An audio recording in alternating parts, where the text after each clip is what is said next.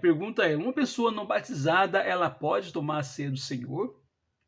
Assim, porque não são todos os grupos, mas alguns grupos estão achando que seria uma maneira de discriminar, então estão dando a ceia do Senhor para assim, para pessoas que frequentam e não são batizadas.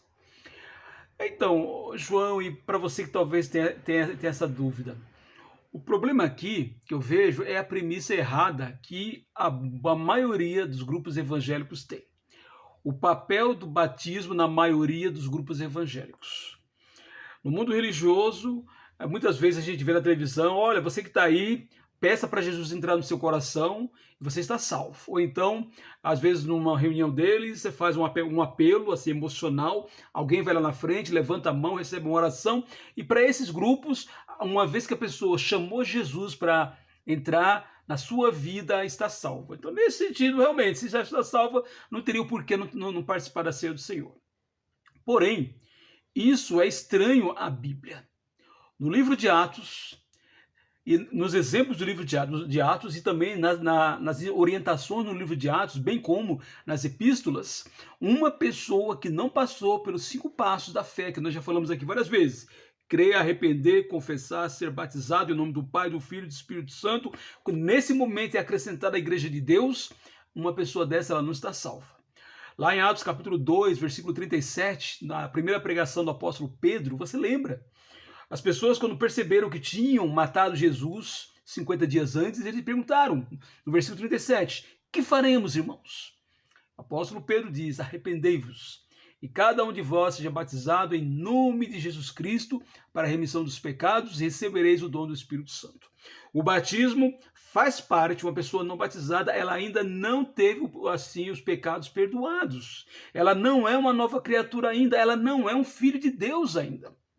E por esse motivo, o apóstolo Pedro, ele diz tanto que as pessoas não ficaram pensando quando seriam batizadas, ou foram lá levantar as mãos, aceitaram Jesus e batizaram posteriormente. Naquele mesmo dia, de uma maneira assim, até extraordinária, quase 3.000 pessoas, se você for olhar lá no texto, versículo 41, quase 3.000 pessoas aceitaram assim o batismo, foram batizadas e nasceram de novo.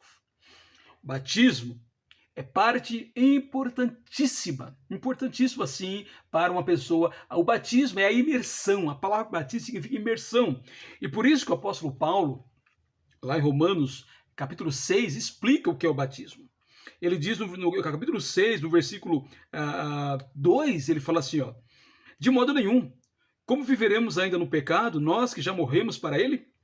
Ou será que vocês ignoram que todos nós que fomos batizados em Cristo Jesus, fomos batizados na sua morte?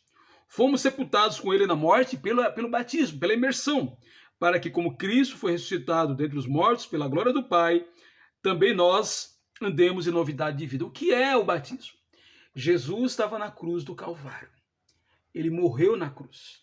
Tiraram ele da cruz e ele foi sepultado. E o que aconteceu? 3 dias depois ele ressuscitou e não morre nunca mais. Pois é.